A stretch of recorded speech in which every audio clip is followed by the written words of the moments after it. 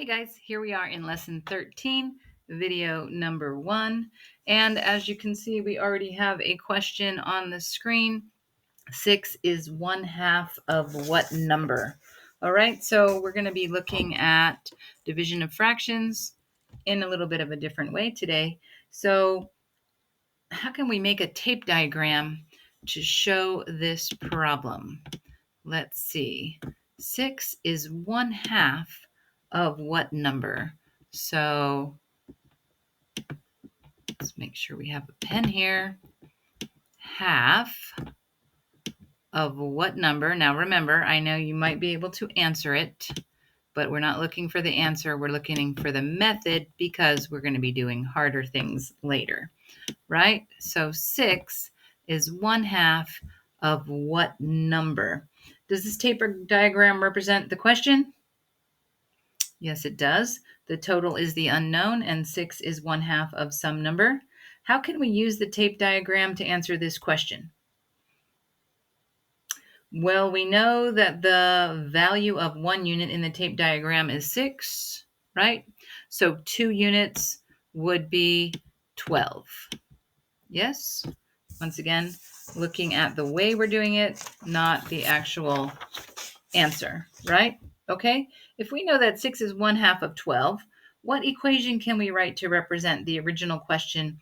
6 is 1/2 of what number? Well, we could write 6 is equal to 1/2 times blank, right? So does 6 times 2 represent the original question? No. We're finding 1/2 of the unknown question, right? Okay, not 6 times 2. How about 6 divided by 1/2? Would that work? Okay, well, today we're going to divide whole numbers by unit fractions and learn a new way to interpret quotients. Quotients being the answer to a division problem. All right, very good. Let's clear this off and look at some slides. Okay, here we can see what division equation can we write to represent this tape diagram?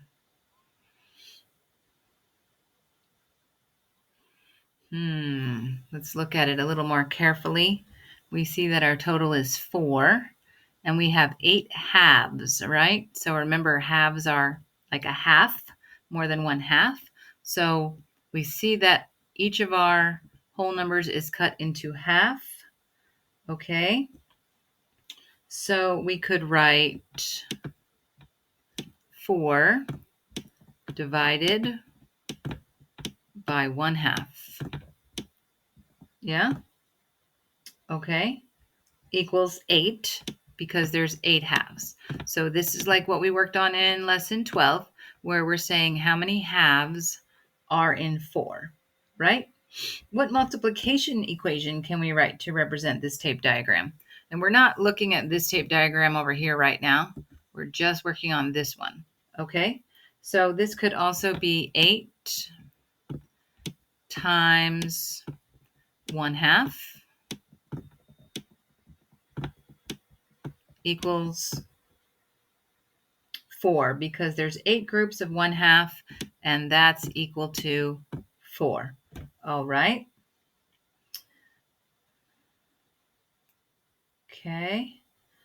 Think about what each number means in the equation. All right. Think about what each of these numbers represents from our tape diagram and in our equation. The 4 is the total, right? Being divided. Okay, right here. And in our multiplication problem, the 4 is the total when we have 8 groups of 1/2. Okay. In the division equation, 1/2 is the size of each group, right? Definitely we have 1/2s here. Those are the sizes of the groups. in both multiplication and division. And in the division equation, the 8 is the number of groups, the number of halves. And in the multiplication equation, the 8 is also the number of groups. So we can see how this is working, right? We're starting to understand multiplication and division a little bit better. Yes. Okay, now let's look at this other tape diagram over here. We see 8, 1/2, and 4 in this tape. Well, in this tape diagram, we see 8, 1/2, and 4. Do we see it in this tape diagram? We see that 4 is one part, 8 is the total, and 4 is 1/2 of 8, right? So could we write a multiplication equation? 1/2 of 8 is equal to 4. Very good. And what about a division equation? Think about the division equation that we worked on the last problem.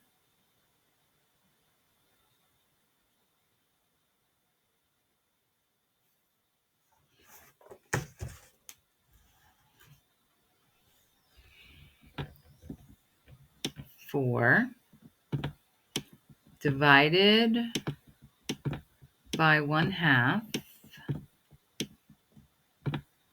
equals 8. Does that seem strange to you? Let's talk a little bit about it. When we learned how to find a fraction of a set, which number, 8, 1/2, or 4, would be the unknown? 4 would be the unknown because we'd have to find 1/2 of 8. Now that's kind of a weird question, right? To determine 1/2 of 8, we have to ask ourselves 1/2.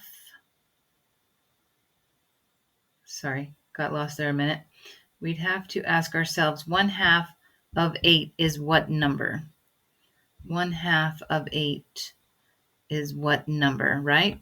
1/2 of 8 is what number?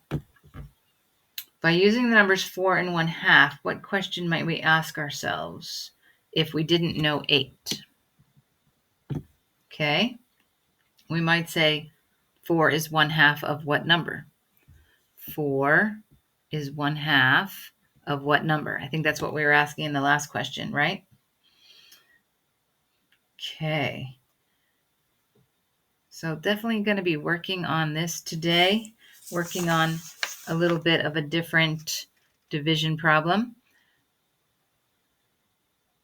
Because division and multiplication are related, those numbers have the same meaning in the division equation, just like in our first tape diagram. Remember that? In a previous lesson, we thought about division as finding the number of groups. We can also interpret division as finding the size of the groups. All right? So we're going to be talking a little bit more about that in the next video. Yeah. All right. Thanks for having a great attitude and growing your brain. Woo. All right. Aloha.